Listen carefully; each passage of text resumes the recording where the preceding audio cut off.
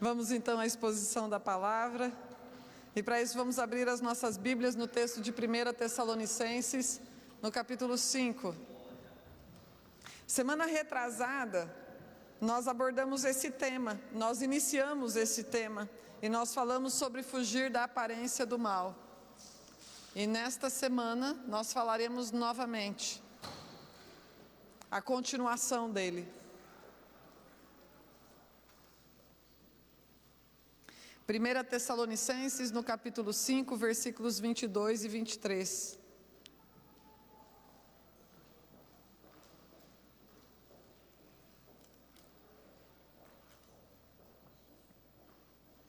Diz assim: afastai-vos de toda forma de mal, que o próprio Deus da paz vos santifique integralmente, que todo o vosso espírito, alma e corpo sejam mantidos irrepreensíveis na vinda do nosso Senhor Jesus Cristo. Nós te pedimos, Espírito Santo, que o Senhor vivifique esta palavra nos nossos corações, Deus. Somente o Teu Espírito pode nos convencer, somente o Teu Espírito pode nos transformar, e é isso que nós te pedimos, Pai, no nome de Jesus. Amém. Amém, queridos. Então, na nossa última pregação, nós falamos a respeito deste texto de 1 Tessalonicenses. Justamente o que estava acontecendo é que Paulo foi conclamado, foi comissionado por Deus, lá onde ele estava, na cidade de Filipos, para que fosse até a cidade de Tessalônica. A gente vê isso no texto de Atos, no capítulo 16, quando Deus fala para Paulo: passa a Macedônia, a região da Grécia. E então Paulo, juntamente com Timóteo e Silas, Paulo faz uma viagem de 175 quilômetros de Filipos até a cidade de Tessalônica, que tinha sido fundada já 300 anos antes de Cristo. E hoje é a segunda maior cidade da Grécia, apenas atrás de Atenas, mas hoje ela é conhecida como Salônica. Então eles vão até a cidade de Tessalônica, e quando eles chegam lá, eles se dispõem a pregar nas sinagogas principalmente, e eles fazem isso por apenas 3 semanas, porque saíram com eles da cidade, eles foram expulsos da cidade, e então eles ficaram apenas 3 semanas e formaram uma igreja ali, a partir desta pregação. Mas o que aconteceu foi que Paulo queria saber como é que estava aquela igreja tão jovem, que tinha sido recém-formada ali na cidade. E então, por causa disso, ele enviou Timóteo. Timóteo volta lá para Tessalônica para ver em que situação que estava a igreja ali, uma igreja tão jovem, e ainda levar orientações para eles ali, para os irmãos ali daquela igreja. Quando Timóteo volta e faz um relatório para Paulo, Paulo entende que a preocupação maior que os tessalonicenses tinham, ou a dúvida maior que eles tinham, era a respeito da segunda vinda de Jesus. E então Paulo escreve a carta, esta primeira epístola aos Tessalonicenses, dentre tantas orientações e recomendações, ele a escreve justamente para que ele possa elucidar e esclarecer a respeito da segunda vinda de Jesus. E nós falamos a respeito da segunda volta de Jesus na semana retrasada, quando houve a primeira parte desta mensagem, e na semana passada, quando o pastor Evert pregou a respeito da volta gloriosa de Jesus, do retorno de Jesus Cristo. Então nós falamos bastante a respeito disso. A última recomendação que Paulo faz nesta carta, após tantas recomendações, ele disse: abstende-vos de toda forma de mal, ou fugir da aparência do mal, fujam da aparência do mal. E na semana retrasada, quando nós estávamos conversando, nós estávamos considerando justamente que uma das dificuldades que às vezes nós temos para fugir da aparência do mal, é porque o mal é mal, mas a sua aparência é boa. A aparência do mal é boa. O mal em si, na sua essência, ele é mal, mas a sua aparência é boa, a sua visibilidade é boa. Do contrário, não seria chamado de tentação, do contrário, não nos seduziria. Então, a fim de que a gente possa elaborar um pouco sobre essa questão aqui, nós exploramos na semana retrasada, principalmente, o texto de Gênesis, no capítulo 3, quando Eva conversa com a serpente. Aquele diálogo que levou para a condenação toda a humanidade. E ali existe um diálogo muito sofisticado e elaborado, em que Eva é seduzida, em que Eva foi tentada e caiu na tentação, não somente Eva, mas também Adão que estava com ela. E a primeira proposta que nós vimos lá em Gênesis no capítulo 3, é que dentro daquele discurso, a primeira proposta de mal com boa aparência que a serpente oferece para Eva é a aparência da liberdade. É a aparência de liberdade. Em alguns momentos, o mal pode vir com aparência de liberdade. A serpente distorce a ordem original de Deus. Quando nós lemos no capítulo 2, a ordem original de Deus, Deus fala assim: vocês podem comer de todas as árvores do jardim, menos dessa daqui, porque se vocês comerem, vocês vão morrer. E então a serpente distorce totalmente aquele discurso, e ao invés de falar daquele discurso tão benevolente de Deus, de que todas as árvores do jardim poderiam ser comidas, menos daquela uma, porque aquela ali aconteceria a morte entraria. A serpente distorce totalmente esse discurso. E quando a serpente distorce esse discurso, ela torna a ordem absurda, exagerada e ridícula demais para ser seguida. Vocês não podem comer nenhuma árvore do jardim, então? Vamos abrir lá em Gênesis no capítulo 3.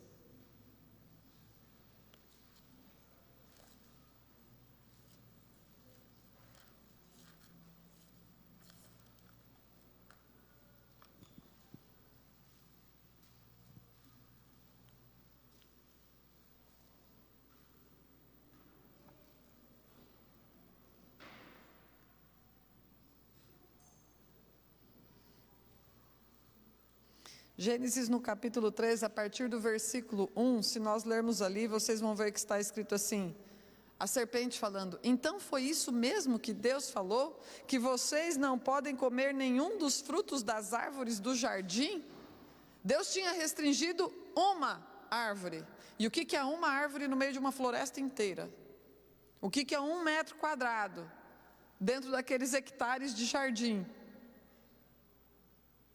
Deus falou assim: olha, todo o jardim é permitido, com exceção desta árvore. E daí então a serpente vem, ela distorce o diálogo, ela distorce a ordem original de Deus, falando assim: então é verdade que vocês não vão mesmo poder comer de nenhuma árvore do jardim? De nenhuma árvore vocês vão poder comer? Então Satanás vem construindo um diálogo com Eva, vem argumentando de tal maneira que a fala de Deus pareça ridícula e absurda demais para ser seguida, absurda demais para ser obedecida. Que absurda essa história de que o sexo fora do casamento é proibido, toda forma de amor deve ser aceita e incentivada. Quer dizer então que não pode? Que absurdo isso, toda forma de amor deve ser aceita. Então que absurda essa restrição.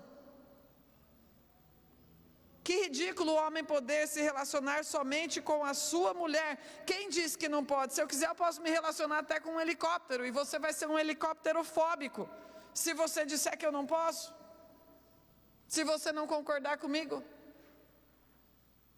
Onde já se viu dizer para uma mulher o que ela pode ou o que ela não pode fazer? Mulher pode todas as coisas, e se você disser o contrário, então você é patriarcalista e misógino, machista.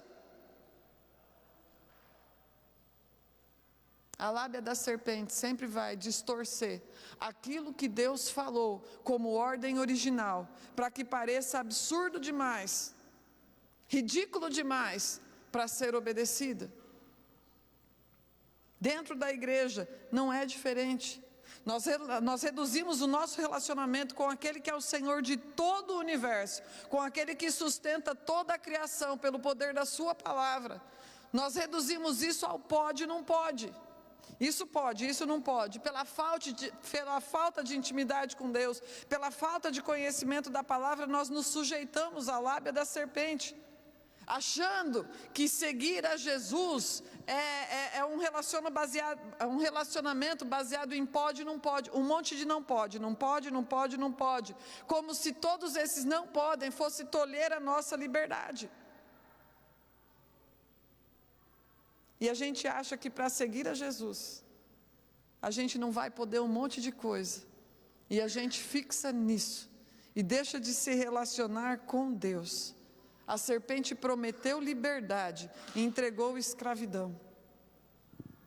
A semente prometeu liberdade, entregou escravidão, e a humanidade saiu do status de livre para escrava do pecado. Liberdade é conhecer a verdade e vivê-la, de acordo com João 8,32. Conhecereis e ela vos... Liberdade não é distorcer o que a Bíblia diz para eu me sentir mais à vontade para fazer aquilo que eu bem entender. O único motivo de Deus ter colocado aquela árvore, aquele único não, no meio de tantos sims, tantas, centenas de árvores, sim, sim, sim, sim, sim, um não. Porque todo aquele que é livre sabe ouvir não. Todo homem livre sabe ouvir não, ele não é escravo do sim. Se eu só puder me relacionar com o sim para todas as coisas, isso quer dizer que eu sou escrava do sim. Mas quando eu sei me relacionar com o sim e com o não, então eu sou livre. E para que haja liberdade, é necessário que nós tenhamos compromisso com responsabilidade. E de manhã, no culto da manhã, eu estava falando a respeito disso, e também falei na semana retrasada a respeito disso daqui. Eu tenho 2 filhas e ambas dirigem. Elas têm liberdade para dirigir porque elas entendem todos os nãos do trânsito. Não pode ultrapassar em faixa contínua, não pode furar o sinal fechado, não pode cruzar a preferencial. Não pode, não pode, não pode, não pode, porque elas respeitam todos os nãos. Elas têm liberdade para dirigir, elas podem dirigir. Se elas não entendessem o não, se elas não entendessem que não pode todas estas coisas, elas não poderiam dirigir, porque todos esses nãos estão aí para a preservação da vida. E aquele não no Éden foi colocado para a preservação da vida. Satanás faz o quê? Coloca o relacionamento com Deus com um monte de não pode. Nós focamos nesse um monte de não pode isso, não pode aquilo, não pode aquilo, e a gente fala assim, esse negócio de ser cristão é muito chato porque tira a minha liberdade. Então, uma das aparências do mal, uma das máscaras que o mal usa para parecer bom, é o de liberdade. E nós falamos isso na semana retrasada. E agora nós vamos ler a continuação de Gênesis do 4 até o 7, para nós falarmos a respeito de 2 outros aspectos, através dos quais o mal se traveste, justamente para nos enganar. Olha só, dos versículos 4 ao 7, aí no capítulo 3, diz assim: a serpente então alegou à mulher: com toda certeza não morrereis. Ora, Deus sabe que no dia em que dele comerdes, vossos olhos se abrirão e vós, como Deus, sereis conhecedores do bem e do mal. Quando a mulher observou que a árvore realmente parecia agradável ao paladar, muito atraente aos olhos e, além de tudo, desejável para dela se obter sagacidade, tomou do seu fruto, comeu-o e o deu a seu marido que estava em sua companhia, e ele igualmente comeu. Então os olhos dos 2 se abriram e perceberam que estavam nus. Em seguida, entrelaçaram folhas de figueira e fizeram cintas para cobrir-se. No versículo 4, literalmente o que a serpente faz é chamar Deus de mentiroso. Deus falou que vocês iam morrer? Com certeza vocês não vão morrer. Porque o que está em conta aqui não é a morte física apenas, que entrou também com o pecado, mas principalmente a morte espiritual, a separação de Deus. A separação de Deus. O que aconteceu com Eva não foi aquilo que aconteceu com a Branca de Neve, que foi lá, mordeu aquela maçã e já na hora desmaiou, morreu, ficou ali adormecida.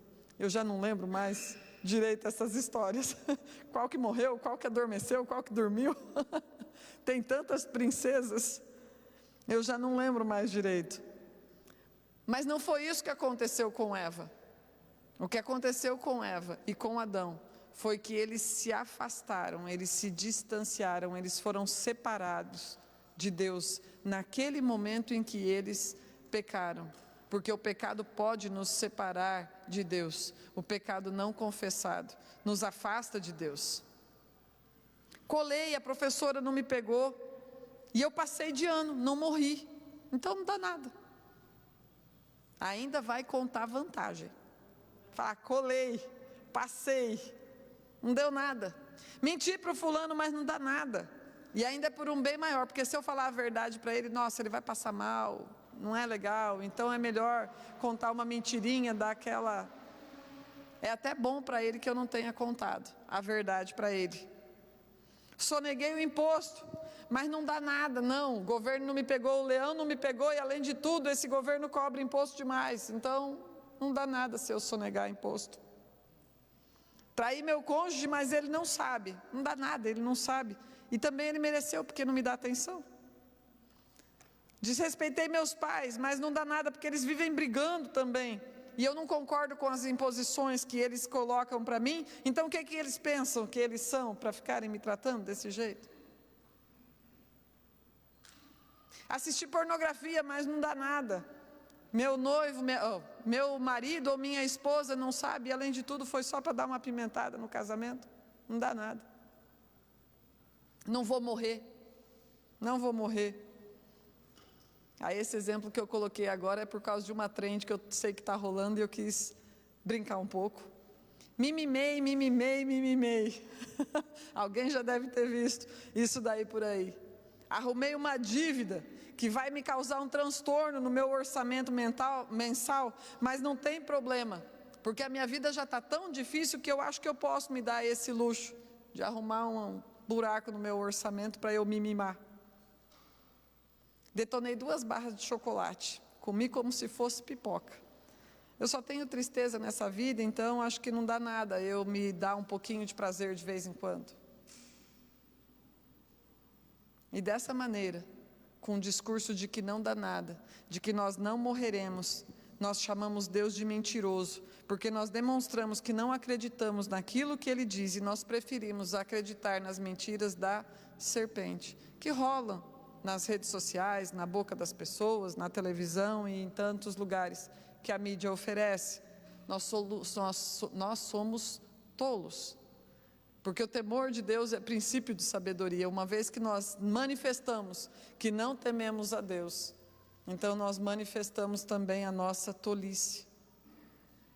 A serpente, astuta, sagaz, ela vai incitando o homem contra Deus, motivando um ressentimento contra a proibição de Deus, como se ele estivesse usando a morte apenas como desculpa para impedir o homem de comer daquela árvore e ser como ele, alimentando inclusive um senso de inferioridade no homem e um desejo por poder. Deus está mentindo, vocês não vão morrer, o que Ele não quer é que vocês sejam como Ele. Deus é egoísta, Ele não quer concorrência. Eles já eram a imagem de Deus.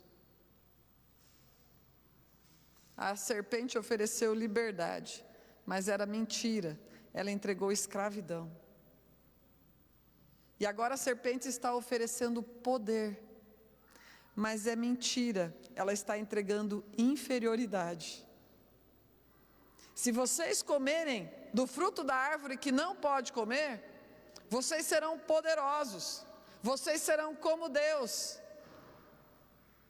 Mas a partir do momento que Adão e Eva, que já eram imagem e semelhança de Deus, comeram, querendo ser melhores, tornaram-se piores e caíram do status de livre para escravos. Além de liberdade, esta é a segunda forma bonita da aparência do mal: poder. É a segunda forma bonita da aparência do mal: poder. Não se engane, todo desejo desordenado revela uma autoestima muito baixa, detonada, e um vácuo na sua identidade ou no seu senso de valor. Uma pessoa pode ter a ambição de conquistar um patrimônio, não tem problema algum com isso daqui. Não tem problema a ascensão financeira. A questão é, com qual motivação? Com qual motivação? Fazê-lo porque tem um complexo de inferioridade e acredita que, se conquistar, vai se sentir melhor do que quando era adolescente. E você via os seus amigos talvez com uma roupa melhor, talvez com um tênis ou uma mochila melhor, e pensou: um dia eu terei todas estas coisas, e então eu não me sentirei tão desvalorizado quanto eu me sinto. Ou fazê-lo porque acredita que vai ser mais respeitado se tiver uma conta bancária mais poupuda, se o seu patrimônio for maior. Na maior parte das vezes isso nem é consciente, mas o complexo de inferioridade costuma se desenvolver numa pessoa que não sabe o valor que ela tem. Ela se coloca numa jornada por busca de poder, seja através de status, seja através de bens, seja através de reputação, seja através de um nome, não por causa desses elementos em si, mas porque de alguma forma ela acredita que aquilo lhe atribui valor. Ela não reconhece, ela não sabe o valor que ela tem, o valor que cada um de vocês tem. Uma pessoa que se sentiu inferiorizada de alguma forma por causa da sua aparência, gorda demais, magra demais, alta demais, baixa demais, flácida demais, tantas coisas. Passou por bullying porque de alguma forma o seu corpo não condizia com uma estética que foi imposta. Existe uma grande chance dessa pessoa buscar um corpo que lhe atribua valor, que lhe atribua um senso de valorização. E então a pessoa que a vida inteira escondeu o seu corpo passará a exibi-lo e vai para o outro extremo. Por quê? Porque um corpo bonito lhe dá a sensação de poder. Se você não se sente popular na escola, quantos valores você pode negociar para se tornar popular? Porque popularidade é poder. Vai mentir? Vai negligenciar os estudos? Vai ficar com garotos, vai ficar com garotas, vai desonrar seus pais, vai começar a falar palavrão, vai experimentar drogas, vai mentir, vai ignorar os conselhos bons que você recebe, entre outras situações. Você não vai morrer, você vai ser como Deus, você pode tudo, disse a serpente. Disse a serpente. A busca por poder é um caminho que as pessoas, tempo e prioridades e recursos vão sendo sacrificados, e esse sacrifício não é para Deus. Nessa busca nós podemos sacrificar muitas coisas,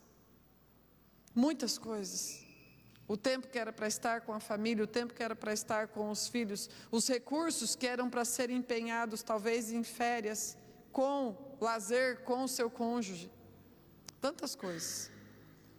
Seu tempo de devocional, seu tempo com Deus, essas coisas vão sendo sacrificadas por causa de um coração caído e um coração fragmentado. A Bíblia diz que obedecer é melhor do que sacrificar.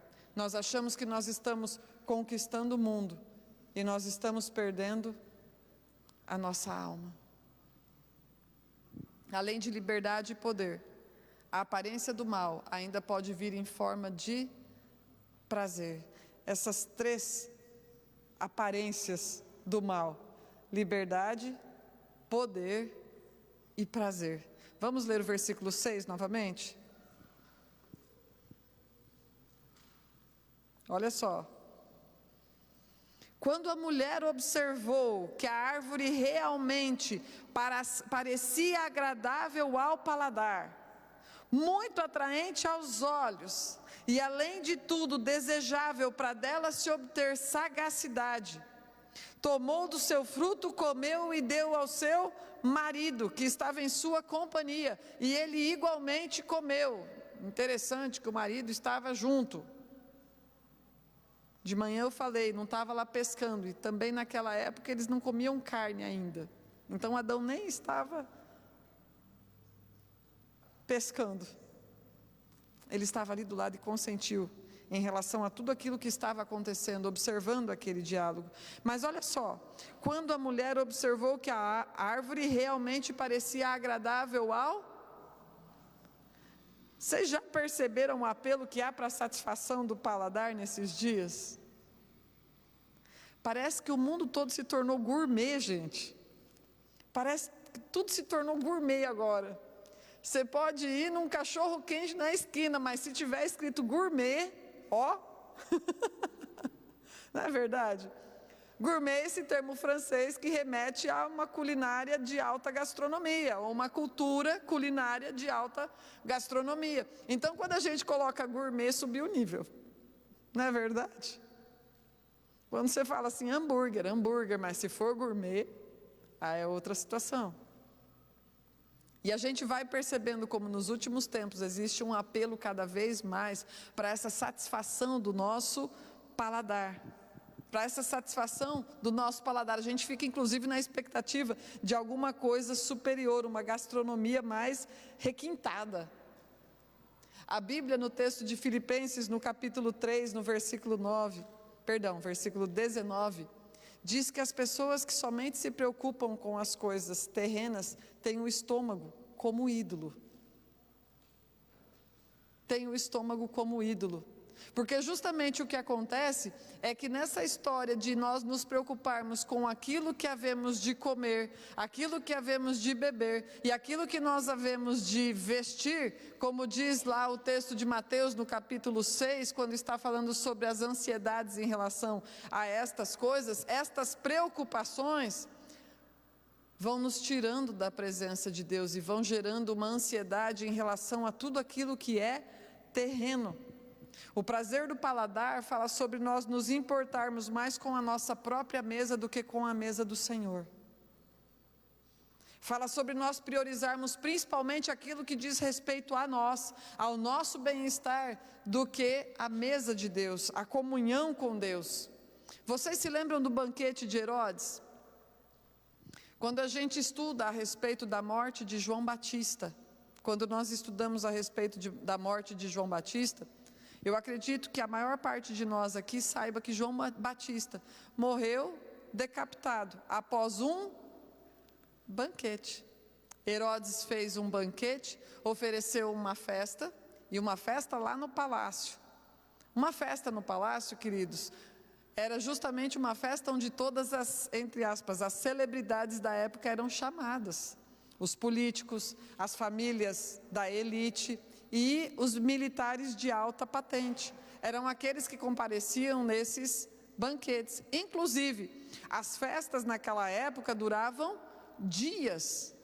E as pessoas desfrutavam de um regabofe tamanho naqueles dias que eles chegavam a vomitar e voltar e continuar comendo novamente. Porque isso era status, isto era reputação, isto denotava opulência. Então era isso que eles faziam. Mas no final desta festa, o cristão morreu. O cristão foi morto ali. No final de todo esse regabofe, o que acontece é que o cristão foi morto. Se nós seguirmos a sequência desse texto, vocês vão ver que alguns vão avisar a Jesus que o seu primo querido João Batista tinha sido morto e era primo de Jesus. Então Jesus sente aquilo. E a Bíblia fala que Jesus estava ali com uma multidão, mas quando ele fica sabendo da morte de João Batista, a Bíblia fala que Jesus se retira. Provavelmente para elaborar um pouquinho a respeito da sua dor. E ele se retira para o deserto. Quando ele se retira para o deserto, a hora que ele chega lá, a Bíblia fala que havia uma multidão ali esperando Jesus. Então Jesus olha com um olhar de compaixão para aquela multidão. Ele deixa a sua dor de lado e ele passa a curar e expelir demônios novamente, que era o que ele estava fazendo antes. Ele considera a dor daqueles que estão ali mais do que a sua própria dor. O tempo vai passando e quando vai chegando o final da tarde, alguns discípulos chegam para Jesus e falam assim: Jesus, despede essa multidão enquanto está dia ainda, para que eles possam ir nos povoados aqui mais próximos e encontrar alguma coisa para comer. E Jesus fala assim: não, vocês mesmos vão dar para eles de comer. Como assim, Jesus? Que nós vamos dar para eles de comer? E aí um rapazinho tem ali 5 pães e 2 peixes. E esse é o banquete com Jesus. De um lado nós temos o banquete do mundo, no palácio com Herodes. Aquele que vem apetecer, satisfazer o nosso paladar terreno. O desejo, a vontade da nossa carne. Mas do lado, no deserto, existe um outro banquete, uma outra proposta de mesa. E essa mesa só tem pães, peixes. E ninguém tem cadeira estofada para sentar. Senta na grama. No entanto, o anfitrião é o Criador do universo. No palácio com Herodes ou no deserto com Jesus. Mesa e cadeira estofada ou grama com Deus. Paulo ainda fala assim, que se nós tivermos aquilo que comer e aquilo que vestir, está lá na carta de 1 Timóteo, que se nós tivermos o que comer e o que vestir, nós devemos nos dar por satisfeitos. Nós nos damos? Tendo o que comer e o que vestir, nós nos damos por satisfeitos? Temos um coração grato? Na sequência, depois da satisfação do paladar, olha lá no versículo 6, não percam. Depois que Eva percebe que aquela árvore parecia agradável ao paladar, ela também fala que aquela árvore era muito atraente aos olhos. Muito atraente aos olhos. Além do apelo para a satisfação do paladar, existe o apelo para a satisfação dos olhos. E vocês já perceberam a apelação que existe para a estética? Cada vez mais. Saber que o Brasil é o segundo maior país em procedimentos estéticos, atrás apenas dos Estados Unidos. E não tem problema algum você se submeter a algum procedimento estético, não é disso que nós estamos falando. A questão é que nós não podemos viver debaixo de uma ditadura daquilo que é visual e da aparência. E o Brasil é um país que vive muito da aparência. A estética do corpo, a estética da casa, a estética do estilo de vida, e tudo deve ser postado nas redes sociais. E isso nos leva a um superficialismo, onde a aparência é muito mais relevante, muito mais importante do que a essência. Nós compramos o mais bonito, o mais novo, aquilo que atrai os olhos. Homens que ostentam mulheres como troféus, mulheres que ostentam homens e pessoas que se deixam ostentar. Nossos recursos vão para comprar cada vez mais aquilo que é belo, aquilo que é novo, porque o que é que vão pensar de mim? Como que eu vou manifestar que eu sou bem-sucedido se eu não tiver a aparência ideal, o carro ideal, o cabelo ideal, o vestido ideal, se eu não usar as palavras ideais, a família ideal? Como sociedade, nós prezamos muito mais a aparência do que a essência. E será que isso é só do lado de fora? Do lado de dentro? Dentro da igreja não acontece isso? A gente traz essa superficialidade aqui para dentro também, e usamos essa superficialidade no nosso relacionamento com Deus. Nós usamos as palavras certas, a impostação correta de voz, o comportamento ideal, todas estas coisas, mas relacionamento com Deus não é sobre isso, isso é consequência.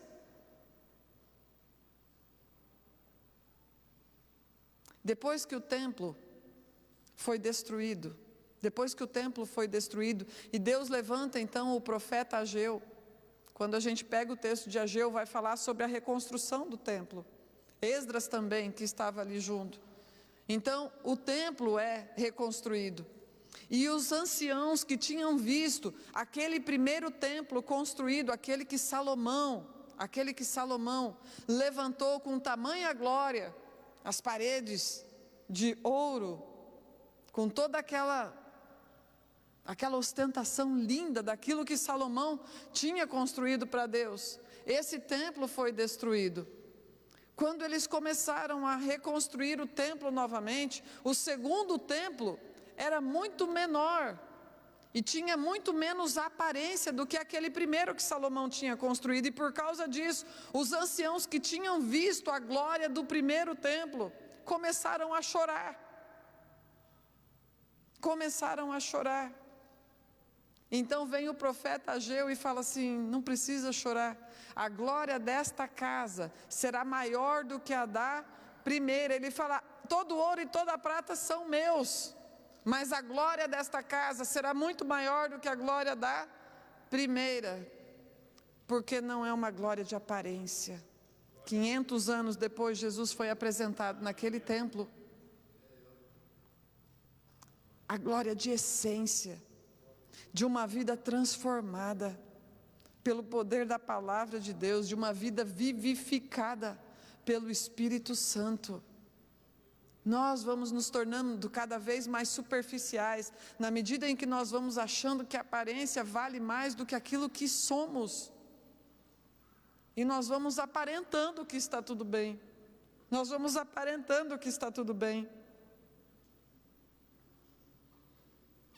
Um dos atributos de Deus é beleza. E o significado de beleza no contexto bíblico em grego é oraios, que significa aquilo que está no seu tempo. Fala sobre viver a essência daquilo que você é naquele momento, naquele tempo. Em Provérbios 20, 29 diz assim: o esplendor dos jovens está na sua força, e a glória dos idosos nos seus cabelos brancos. Espera-se que os jovens sejam fortes, que jovens sejam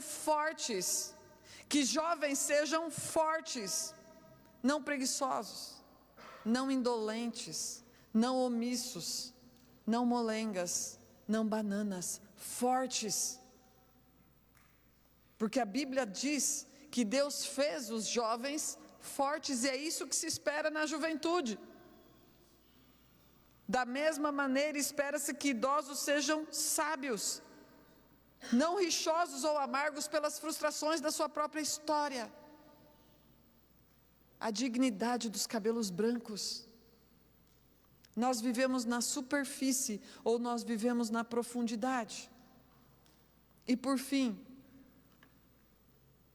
quando Eva está observando aquela árvore, no versículo 6, que além de ser atraente aos olhos e agradável ao paladar, ela ainda percebe que aquela árvore é desejável para dela se obter sagacidade. Então ela vai, pega o fruto, come e dá para Adão. O fruto proibido era desejável para se obter conhecimento, para se obter sagacidade. E isso fala sobre viver o egoísmo de que os fins justificam os meios. O que eu quero, eu consigo, ainda que isso signifique pecar, ainda que isso signifique transgredir a palavra de Deus. Eu traço uma meta, um objetivo, e eu faço o que for preciso para eu alcançar. Eu quero conquistar sagacidade, eu quero conquistar o conhecimento do bem e do mal que vai me fazer como Deus. Mas Eva, para isso você vai ter que transgredir a ordem que Deus deu. Você vai ter que pecar. Você vai ter que comer da árvore proibida. Então, quais pecados nós temos cometido? Quais valores nós temos negociados? Quais princípios nós temos quebrados a fim de conseguirmos aquilo que nós queremos? Quais as suas metas para 2025? E queridos, planejamento é algo bom. Traçar metas é algo bom. A gente traça metas e submete os nossos planos a Deus. E se for da vontade de Deus, vão acontecer. E se não for, que os nossos sejam frustrados e não o dele. O melhor que nós podemos viver é aquilo que o Senhor determinou a nosso respeito. Eu quero quitar o meu apartamento em 2025, mas eu vou ter que trabalhar mais, eu vou ter que fazer hora extra para quitar, e por isso eu vou ter que começar a me ausentar dos cultos, e eu vou abrir mão do ministério também. Eu quero passar no concurso, no vestibular, eu tenho tanta coisa para ler, eu tenho tanta coisa para estudar, que eu não consigo mais achar horário para ler a Bíblia, nem muito menos para orar. O que é desejável para você e o que você tem transigido, negociado e feito concessões que não deveria fazer para obter? Corpo, carro, casa, família, reputação, diploma, engajamento nas redes sociais, nome, fortuna. Todas essas coisas são lícitas. Não tem problema nenhum desejar estas coisas e se esforçar por essas coisas também, mas quando nós nos relacionamos com elas de uma maneira desordenada, por causa do nosso egoísmo, nós acabamos erigindo altares idólatras dentro dos nossos corações, e essas coisas se tornam ídolos, e nos levam para longe de Deus, por causa do nosso egoísmo.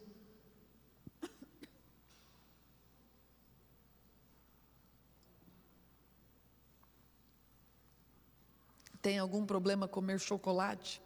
Claro que não. Só que eu não posso comer motivada pelo meu complexo de inferioridade, ou porque a minha vida é muito sofrida, ou porque eu passei fome na infância. Se for assim, certamente eu vou comer e eu vou beber desordenadamente. Tem algum problema em ter desejo sexual? Não. O sexo foi criado por Deus para o casamento entre homem e mulher. Isso só denota que você é uma pessoa saudável.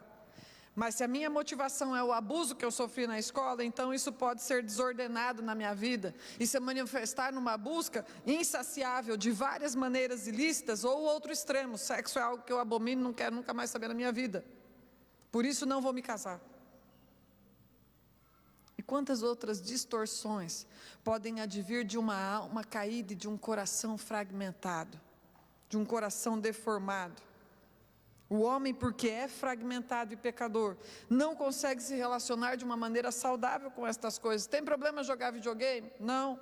Praticar esportes, trabalhar, comer, treinar, namorar? Não, não tem problema algum nisso. Mas todas essas coisas praticadas de maneira desordenada, por conta de um coração desordenado e rebelde, podem se tornar ídolos nessa busca por liberdade, poder e prazer.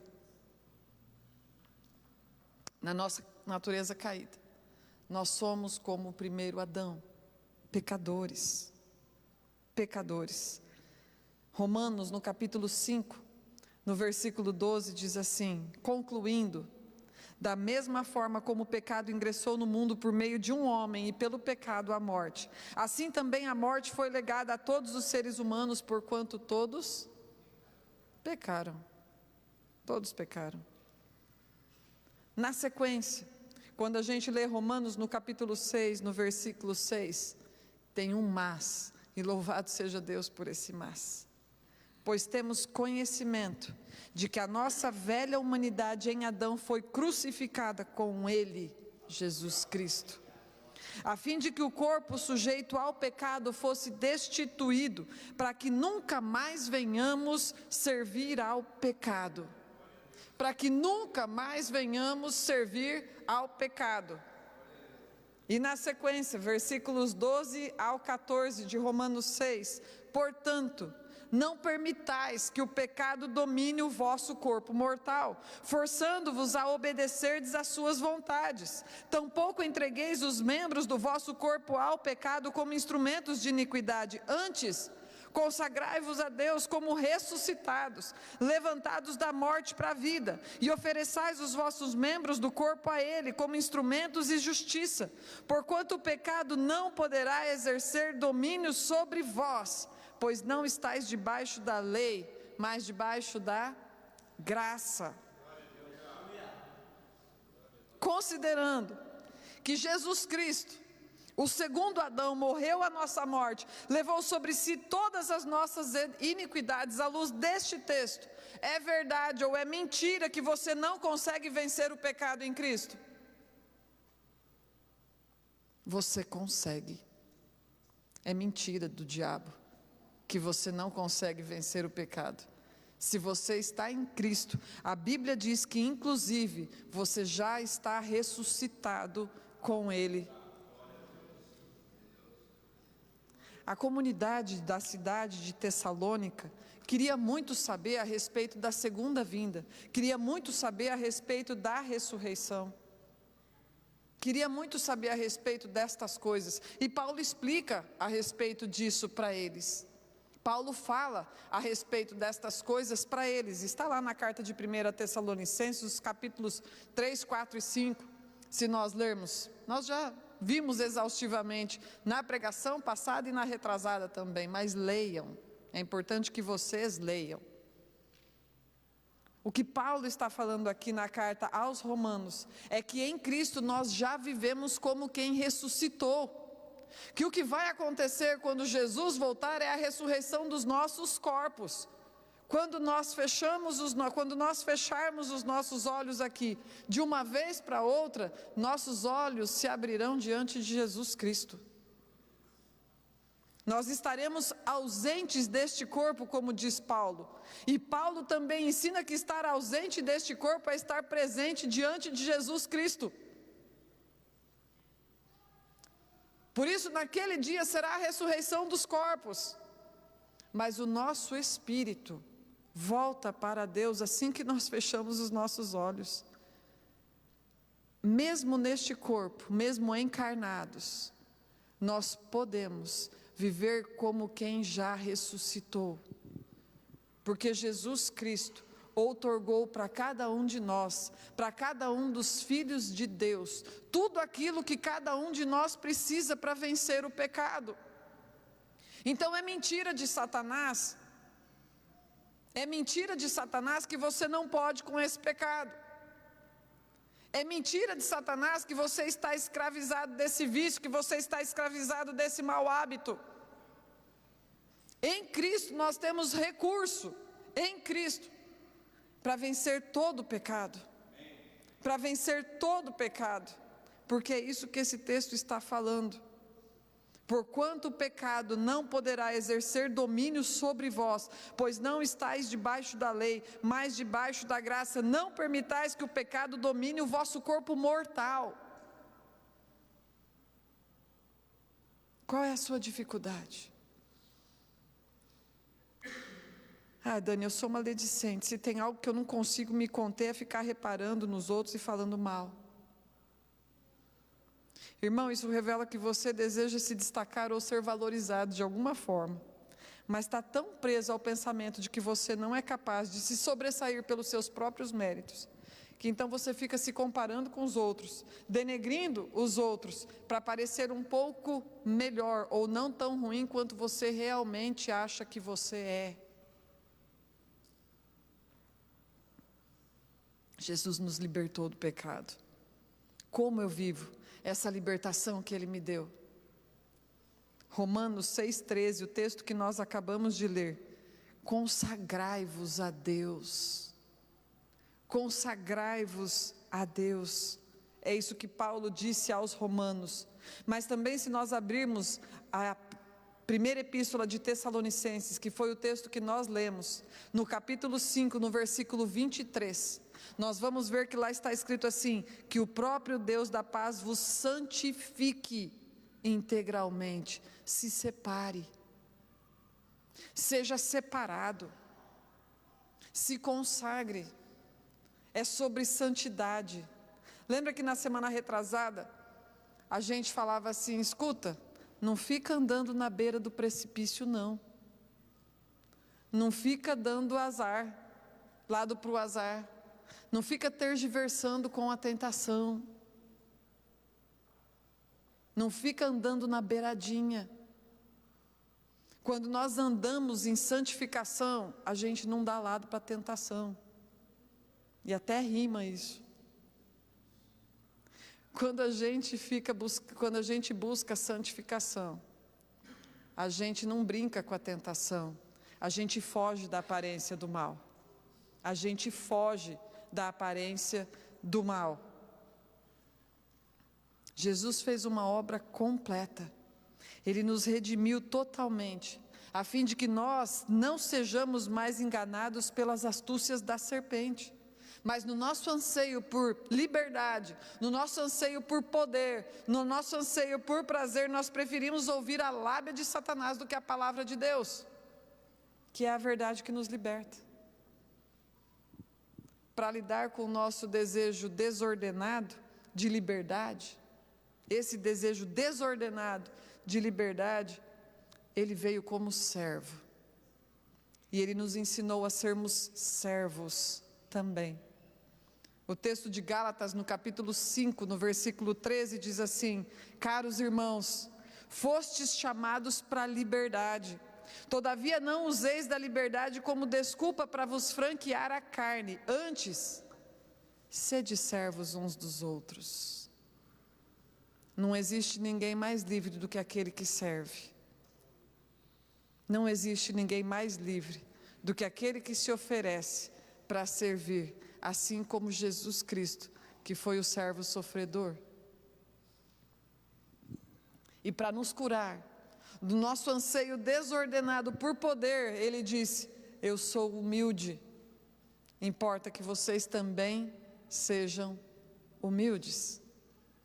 O texto de Provérbios, no capítulo 29, no versículo 23, vai dizer assim: o orgulhoso sempre acabará sendo grandemente humilhado. Em contraste, chegará o dia em que o humilde receberá honra e glória. Sejamos humildes. E para nos resgatar do nosso apetite por prazer e da concupiscência dos nossos olhos, ele se fez alguém indesejável ao olhar. O texto de Isaías, no capítulo 53, no versículo 2, diz que ele não aparentava qualquer formosura ou majestade. Não havia nada nele que pudesse atrair os seres humanos, nada havia em seu aspecto físico pelo que pudéssemos ser cativados. Não havia nada na sua aparência que nos atraísse a ele. Ele é o servo que nos livra da prisão, da libertinagem, porque nós achamos que isso é liberdade.